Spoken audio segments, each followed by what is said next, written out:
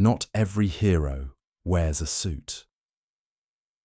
The luxury watch boutique sat on a quiet corner of the city, its windows polished like crystal, the lights soft and golden, the shelves lined with timepieces worth more than some cars. It was the kind of place where silence spoke louder than music, and money did most of the talking.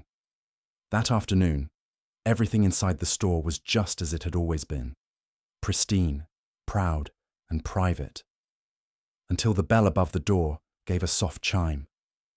A man stepped inside. He wasn't dressed the way most customers were. No designer labels, no polished shoes, just a black t-shirt, worn jeans, a backpack slung over one shoulder, and a motorcycle helmet in his hand. His hair was a little long, his boots were dusty, and his face, somehow familiar but not flashy. Behind the counter, Marina, sharp, elegant, perfectly put together, looked up and paused. Her eyes scanned him quickly. She gave a tight, polite smile, the kind of smile that said, "You're probably in the wrong place." "Good afternoon," he said gently. His voice was calm, warm, not trying to impress, just present. "I'm just browsing," he added, his eyes already drawn to the nearest glass case. It was there he saw it, a limited edition Swiss watch, gleaming under the lights, its inner workings exposed like the heart of a machine in motion. He smiled softly. "Beautiful," he whispered, almost to himself. "It feels alive." Marina stepped closer. "That's from our anniversary collection," she said, her tone light but distant. "Very exclusive, very expensive." He didn't blink, didn't flinch, just admired the craftsmanship in silence. A few feet away, Julia, another employee, watched with amused eyes. She didn't need to say anything. One look at Marina told her all she needed. This man didn't belong here, but the man didn't notice. Or maybe he did and didn't care. He moved to the next case, asked a technical question about the rotor, and mentioned a hum in the movement that sounded slightly off. That's when something shifted. Marina hesitated. Julia frowned. The man wasn't just a wanderer. He knew watches. Still, Marina held on to her assumptions like armor. "Are you a collector?" she asked, her voice still clipped. "Sometimes," he said. "But today I'm not buying for myself." There was a moment of silence. Something unspoken passed between them, something uncomfortable. Then she asked, half smirking, "Are you sure you walked into the right store?" And in that moment, she had no idea who she was speaking to, because the man with the dusty boots, the quiet smile, and the backpack slung over his shoulder was Justin Bieber. And what happened next would leave the entire store and the internet absolutely speechless. The price of assumption. Justin moved slowly through the boutique, the way one might move through a quiet museum. He wasn't rushing. He wasn't trying to impress anyone. There was a stillness to him, a kind of quiet confidence that unsettled Marina more than arrogance ever could. He stopped in front of another watch. This one, with a deep blue dial and finely carved Roman numerals. It was classic. Timeless. "This one's automatic, right?" he asked softly without looking up. Marina blinked. She hadn't expected that question, not from someone like him. Still, she kept her tone neutral. "Yes, caliber 3135, Swiss movement, one of the most reliable." "What's the power reserve?" he asked, still gazing at the piece. She paused. "Around 48 hours, she replied cautiously. "Why do you ask?" "Because the rotor sounds bidirectional," Justin said. "But I noticed the hum. It's slightly off." Julia, who had been pretending not to listen, now stared openly. Marina stiffened. "Do you know watches?" she asked, her voice losing a hint of its previous certainty. Justin turned to her with a soft smile. "A little. I like learning." It wasn't arrogance, it was curiosity, genuine and deep. the kind that made assumptions start to tremble. Marina tried to regain control. "Do you work in the industry?" she pressed. "Not exactly." "Are you a collector?" He shrugged gently. "Sometimes, but like I said, today's different. I'm not buying for myself." That line caught Marina off guard. Something about the way he said it, calm, almost wistful, shifted the energy in the room. But she didn't like being off balance, so she pushed back subtly. "Well," she said, stepping slightly forward, "if you're looking for a gift, we do have simpler models. Elegant, good value, more accessible." Her eyes dropped, just for a second, to his boots, dusty, road-worn. Justin finally met her gaze fully. There was no anger in his eyes, just a strange, steady calm. "You don't think I can afford this one?" The question was so quiet, so unbothered, that it hit harder than if he'd raised his voice. Marina flushed slightly. "Don't take it personally," she said, smiling with her lips, but not her eyes. "This kind of piece isn't for everyone." He said nothing. He didn't argue. He didn't walk away. He simply looked back at the watch like it deserved his full attention. Like it mattered. Across the room, Julia and Marina exchanged another glance. That silent language between people who think they're the smartest in the room. They still believed they were in control. They weren't. Justin moved on to another display, one featuring collector's pieces. Rare, expensive, often made to order. These watches were for clients who didn't ask the price. He paused in front of a dark chronograph with moon phase complications and a sapphire dial that shimmered under the light. "That one's not for sale," Marina said quickly. "It's on hold for a client." It wasn't true. He simply nodded. "Shame. It's a beautiful piece. No challenge, no pushback, just another quiet observation." And somehow, that made it worse. He continued moving, hands clasped behind his back, the way some people move through an art gallery. Present. Calm. Observing more than he said. There was something in his posture, too at ease, too thoughtful, that began to make Marina uncomfortable in her own skin. He wasn't trying to prove anything, but his presence did. "Finally," she asked, her tone turning sharp again, "is there a particular brand you're looking for?" "I'm looking for a gift," he replied simply. "Something special, something timeless." "And what's your budget?" she asked, blunt now, with a raised eyebrow, the kind of tone that demanded proof. Justin smiled gently. "Let's just say I'm not worried about that part." Marina didn't respond. She didn't have to. The disbelief was written across her face. Just then, the door opened again. A man in a sleek tailored suit walked in. Polished shoes, heavy designer watch, and the scent of expensive cologne trailing behind him. Marina lit up instantly. "Good afternoon, Mr. Hargrove," she said, her voice now sugar smooth. "We just received the new models I told you about." She practically glided across the floor, leaving Justin standing alone. For the next few minutes, Marina gave Mr. Hargrove the kind of attention she'd withheld from Justin. Offering espresso, opening cases with gloved hands, describing features with a charm that came too easily. Justin stood quietly, watching from across the room. He didn't fidget. He didn't look offended. He just waited. And when Marina finally returned to him, her glow had turned into boredom again. "Still browsing?" she asked, half interested. He nodded once. "Actually, I'd like to see that one again," he said, pointing to the first Swiss model he had admired. Marina hesitated. Her eyes flicked down to his boots again. "Are you serious about this piece?" "Yes."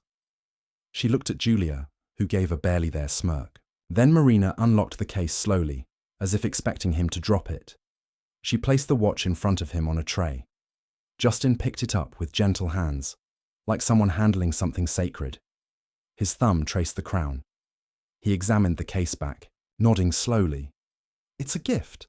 Marina asked, unable to fully hide her doubt. Yes, he replied, for someone special. His eyes lifted to hers. Very. That word, simple, quiet, full, stayed with her longer than she wanted. Still, Marina couldn't help herself. She smirked and said loud enough for others to hear, "Well, I hope they appreciate it. That piece costs more than your old motorcycle." Julia snorted. Mr. Hargrove glanced over, amused. But Justin, he didn't flinch. He didn't react. He just smiled. A patient smile. The kind that says, "I know something you don't. You may be right," he said softly. But then again, maybe not. And he turned his attention back to the watch, treating it with the same calm respect he'd shown since walking in. That's when the air in the store began to shift. And no one, not Marina, not Julia, not even Mr. Hargrove, had any idea what was about to happen next. Calm is stronger than loud. For a few seconds, it felt like the entire store had stopped breathing. Justin stood there, holding the watch, treating it like something sacred, not because of its price, but because of what it meant.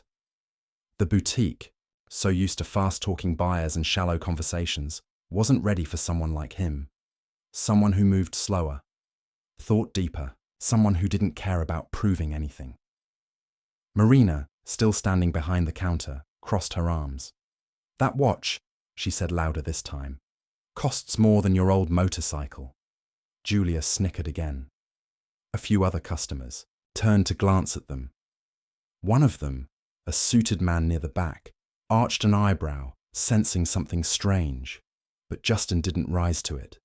He simply placed the watch back down with the same reverence he'd shown from the start. He looked at Marina.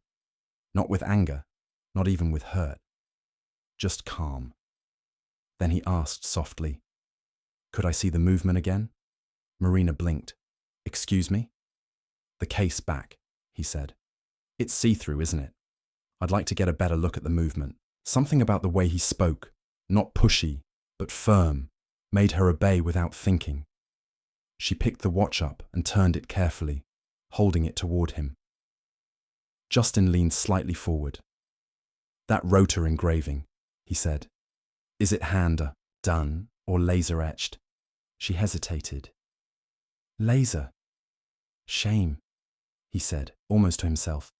The older models had hand engraving, less perfect, more human.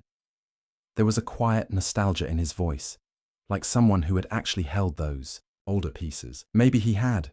She didn't know what to say. He continued, still speaking softly. "This crown, triple-sealed system, right?" She nodded slowly. "And the power reserve is 48 hours, he continued. "But if it's fully wound, you can push it to 50. Again, she nodded, a bit quieter now. "Yes," Justin smiled. "Impressive. It's a beautiful machine." Then he looked up, and for the first time, his gaze met hers directly. "And beautiful machines," he said, "deserve to be treated with respect, don't you think?" The lump in Marina's throat appeared so suddenly, she almost coughed. It wasn't what he said. It was how he said it. He wasn't challenging her. He was reminding her that class wasn't a price tag. It was presence. He placed the watch down once more and took a quiet breath. "I'd like to purchase it." The sentence echoed through the silence like thunder. Marina blinked. "What?" "I said I'd like to purchase it." He pulled a slim black wallet from his back pocket. There were no gold cards, no flash, just quiet certainty. No financing. For the first time in her shift, Marina didn't know what to say. Without a word, she turned and walked toward the register.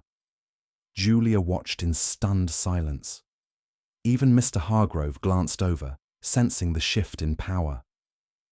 Marina's hands moved slowly, now not because she was being careful, but because something inside her had started to shake. "Do you need it gift-wrapped?" she asked, her voice flatter than before. "Yes," Justin said. "But not for me." She paused. "Is it a birthday?" He smiled softly. "Not exactly. and he said nothing else, while she wrapped the box in silver paper and tied a dark blue ribbon. Justin stood quietly. He didn't pull out his phone. He didn't pace. He didn't act like a man spending thousands of dollars. He just waited. And when she finally slid the finished package across the counter, he reached out, but paused. "Actually," he said, "I should tell you why I chose this one."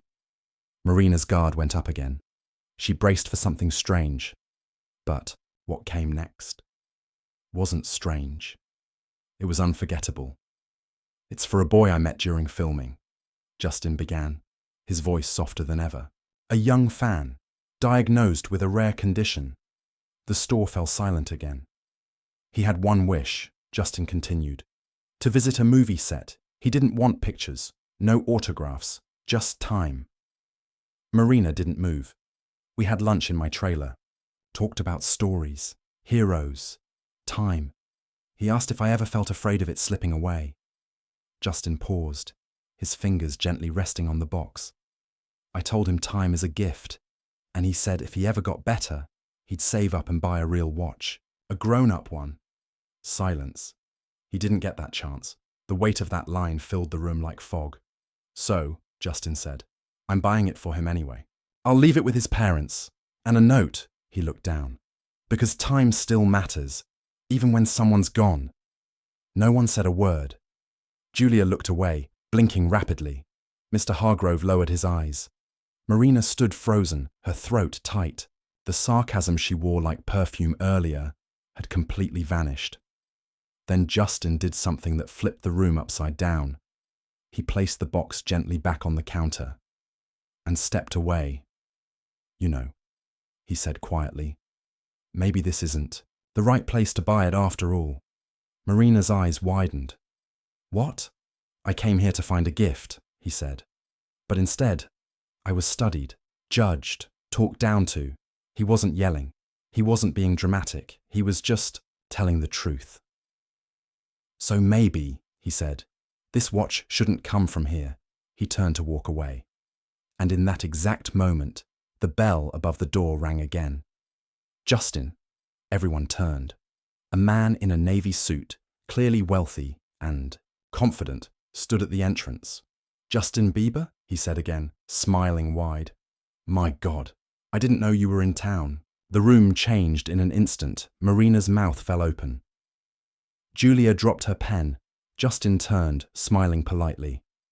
"Hey, Matt. Good to see you." The suited man stepped forward and clapped him on the back. "Still riding that Triumph? Man, you haven't aged a day." Then he turned to the rest of the room. "This guy," he said, laughing, "is the most generous human I've ever met. Total legend." The store went completely still. Marina stared, jaw slack, the color draining from her face.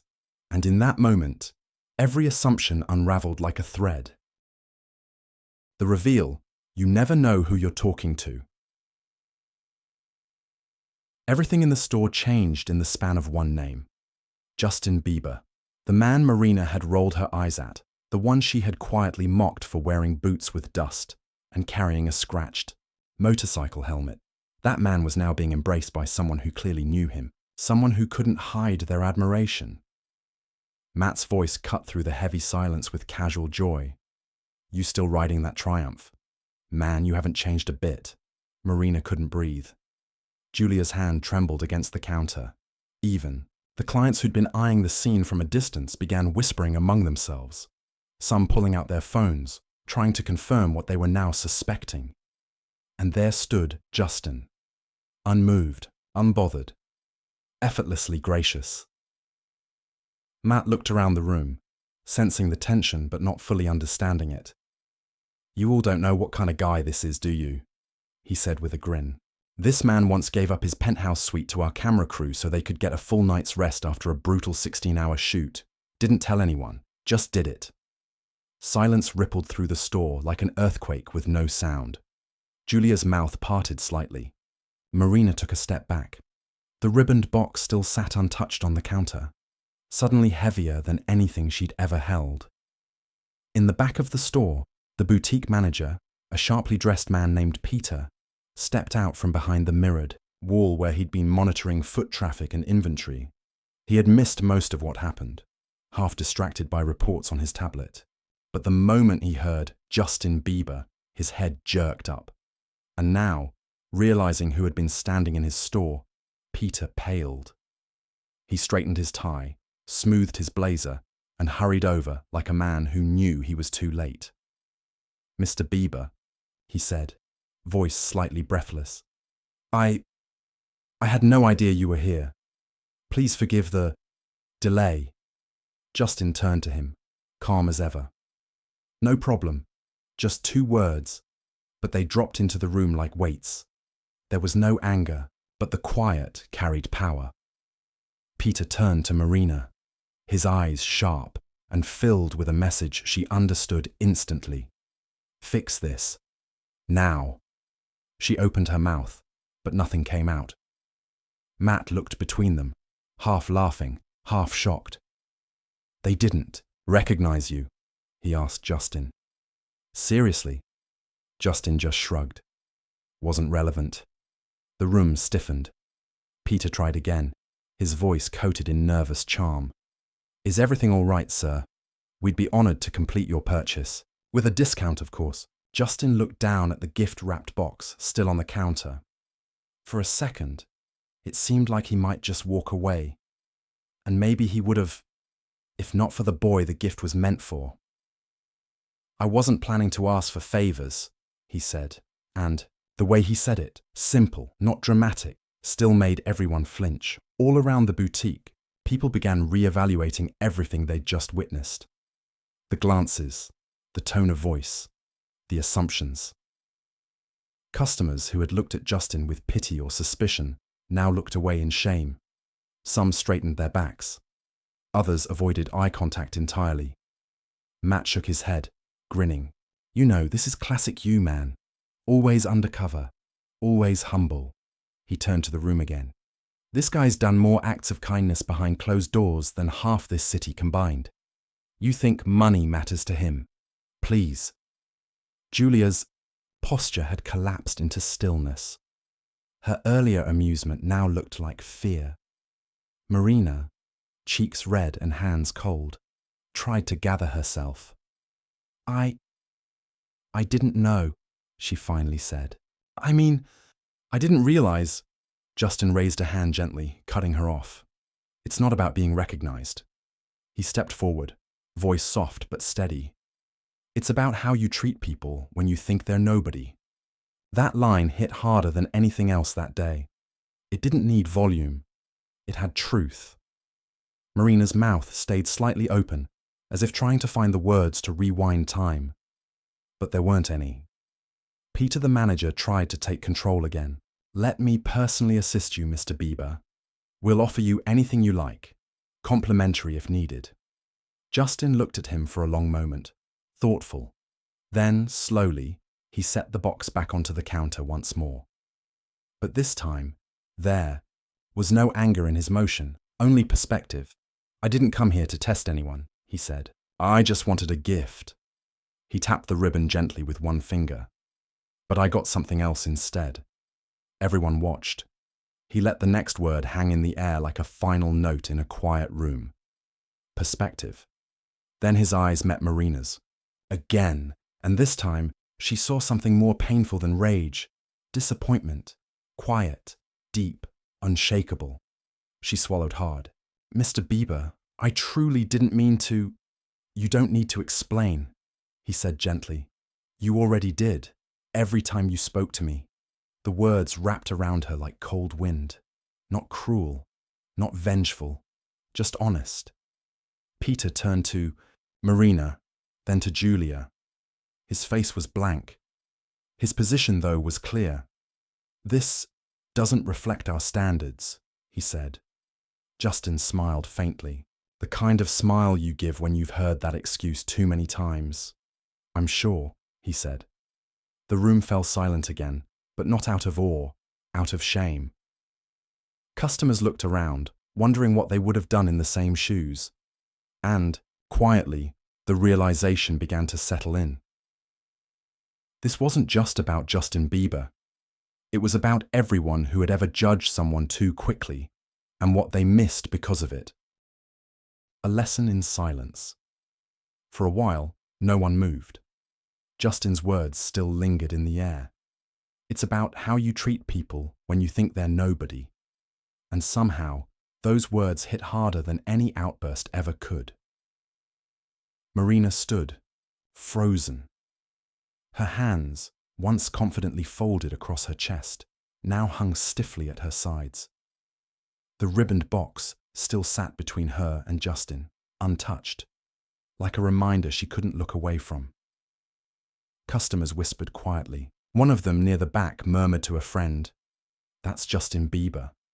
Another added, "And she tried to tell him he couldn't afford a watch." The humiliation wasn't loud. It didn't need to be. It was deep, inevitable, public. Then, the door chimed again. Another man walked in. Sunglasses, sharp suit, a phone in hand. He scanned the room once, locked eyes with Justin, and smiled. "There you are," he said, his tone casual. "I've been trying to find you all afternoon. We still good for tonight?" Justin nodded. "Yeah." The man walked over and shook Justin's hand warmly. The manager, Peter, stepped forward with curiosity. "Sorry, who are you?" he asked, carefully. "Oh," the man replied. "I'm the director of Arcadia. We're in town scouting. Mr. Bieber's meeting the producers later tonight." A second punch to the gut. Another high-profile connection. Another missed opportunity. Another confirmation that Marina had not only misjudged Justin, but may have irreparably damaged the reputation of the store. The director turned to Justin with a grin. "Man, you're always undercover. First time we met, you showed up on set, with a sandwich and a busted skateboard." Justin chuckled softly. The room didn't. At that moment, Marina could barely breathe. She had been cold, dismissive, and sarcastic to someone who hadn't once raised his voice, someone who hadn't flaunted his name or wealth, someone who hadn't needed to. And now, everyone in the room knew it. Peter's eyes darted to the back, and within moments, a woman in a navy pantsuit entered. She moved with precision, the kind of authority that only came with higher rank. This was Vivan, the regional manager. She had clearly been briefed. She looked at Marina directly, then around the room, reading the air in seconds. She had seen enough. "You've just damaged the reputation of the most respected store in the city," Vivan said coldly. "And now, you'll face the consequences." The room stiffened again. Vivan turned to Justin, her tone softening slightly. "Please accept our sincerest apology, Mr. Bieber. What happened here is not who we are." But Justin didn't respond right away. He turned his eyes back to Marina, not out of revenge, but out of something far heavier. She looked down. Then, finally, he spoke. "I came here like this, dressed down. Not to test anyone," he said quietly, "but to see how people act when they think you're nobody." That truth hung heavy, and Marina knew this wasn't just a bad customer interaction. It wasn't even about celebrity. It was about the moment she chose judgment over kindness. The moment she thought power meant control. The moment she failed to show basic decency. The silence thickened. Justin gently placed the gift box back on, the counter once more. "You can finish the sale," he said to Marina, his voice even. She blinked, barely able to believe her ears. "You still want to buy it?" she asked, voice cracking. "Yes," he said. From someone who's learned something, tears prickled in the corners of her eyes. Her hands shook as she finished the transaction. No smiles, no small talk, just quiet hands and a heavy heart. When she handed him the receipt, she whispered, "I'm sorry." Justin gave her a kind look, not smug, not triumphant, just kind. "It's not too late to change," he said. Then, just as he turned to leave, he stopped at the door. "Oh," he added casually, "that motorcycle outside, the old one." Marina glanced out the window. Prototype, he said. Custom, build. Worth more than any watch in this store. He smiled faintly. Didn't think that mattered. Until now, and with that, he walked out. No anger, no dramatic exit. Just silence that said everything. The door closed behind him, and for a few seconds, no one in the store moved. But by the next morning, the world did. The video went viral. A customer had quietly filmed everything, from Marina's initial mockery to Justin's quiet strength and the ultimate reveal. The caption: "She laughed at Justin Bieber for looking too poor to buy a watch. She had no idea who she was talking to." Thousands of comments flooded in. This is why you never judge someone by their appearance. Class is how you treat people, not what you wear. Justin is the kind of man the world needs more of. This gave me chills. The video racked up millions of views in less than 24 hours. Justin said nothing online. He didn't post. He didn't comment. He didn't need to. His actions spoke for him. Inside the store, though, things weren't quiet anymore. They were tense. Marina sat in the back office, pale, eyes red from a sleepless night. Her phone buzzed with messages, some mocking, others angry. The worst ones weren't from strangers. They were from old clients, friends, people who thought they knew her better. Julia, once her ally in sarcasm, now avoided eye contact. Peter barely acknowledged her. And Vivan, she wasn't done yet. That afternoon, she held a mandatory staff meeting. "What happened yesterday wasn't just a PR disaster," she began, pacing slowly. "It was a human failure." No one said a word. Vivan continued. "We don't train people to recognize celebrities. We train them to treat every person with dignity." She looked directly at Marina. "You didn't fail because you didn't recognize Justin Bieber. You failed because you saw a man and decided he wasn't worth your full respect." Redemption starts in silence. The room stayed painfully silent. Every word Vivan said landed like a weight no one could dodge. "You didn't fail because you didn't recognize a famous face," she repeated. "You failed because, in your eyes, he wasn't worth decency, and you treated him accordingly." Marina stared down at the polished floor beneath her heels. It looked different now.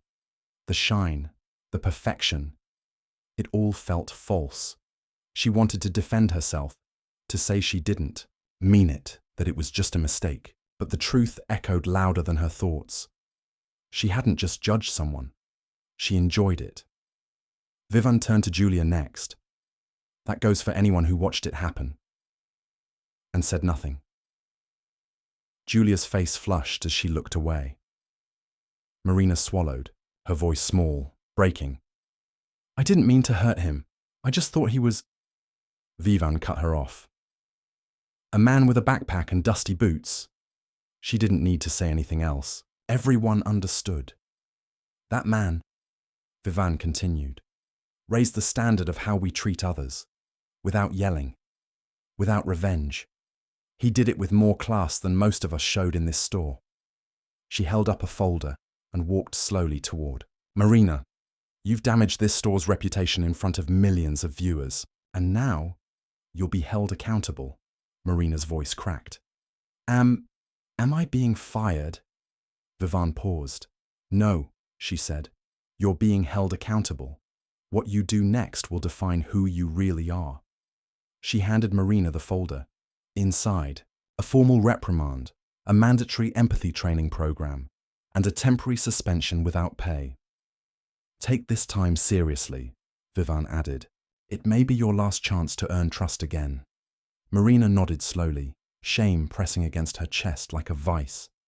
Her hands trembled as she clutched the folder, walked back to her desk, and gathered her things in silence. The world outside. The boutique was buzzing. News sites picked up the story. Headlines read, "Justin Bieber teaches a quiet lesson in class."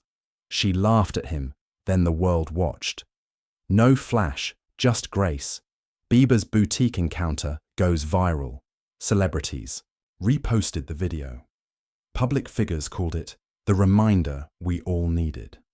But Justin himself stayed quiet. He didn't need credit. He had already said what he came to say, without raising his voice. A few days passed. Then, something unexpected happened. A small package arrived at the store. No return address. Just a neat little envelope with Marina's name on it. She opened it slowly, her hands still unsure, still recovering. Inside, a folded note. The handwriting was clean, careful, the kind of writing you use when you mean every word. Everyone has a moment where they choose who they'll be from now on. Luxury isn't about price, it's about presence. About how you show up for others, especially when no one's watching. JB attached was a small coffee shop gift card and a yellow post-it note with just 2 words. Start again. Marina sat still for a long time. The shame still lived in her. But now, there was something else. A window cracked open inside her chest. A little air. A little light. The next week, a customer came into the store. An older man with shaking hands. He looked overwhelmed by the glass cases and soft lighting. And it was Marina who approached him. She didn't rush, didn't sell. She smiled with patience, listened, gently helped him try on 3 different watches, adjusting the strap each time with care. Another employee watched from across the room, quietly stunned. There was no makeup to the moment. No camera, no one watching. But on Marina's wrist, a small paper card peeked out from under her blazer, folded like a secret reminder. Luxury is how we treat each other. Some stories go viral for shock. This one went viral for truth. Justin Bieber didn't shame anyone. He didn't grandstand. He didn't make a scene. He reminded the world that how you carry yourself when no one's looking is the scene. He reminded us that kindness doesn't have to be loud to be powerful, that being underestimated is never a loss, but judging someone too quickly often is. He reminded us that there is still grace in stillness, dignity in silence, and strength in simply walking away. Do you remember a time you judged someone too fast? Or a moment when someone saw you as less than who you really are? What would have changed if they had just taken a moment to see your heart instead of your shoes? Maybe the world doesn't need more noise. Maybe it just needs a little more of the quiet strength of people like Justin. Time to remember. In a world where people are often judged by what they wear, what they drive, or how loudly they speak, Justin Bieber walked into a boutique dressed in humility and walked out leaving behind something much greater than a luxury watch. He left a lesson, one that couldn't be wrapped in ribbon or priced on a tag. He reminded everyone, those who watched online, those who whispered in the back of the store, and most of all, those who thought they were in control, that true luxury isn't about wealth, it's about presence.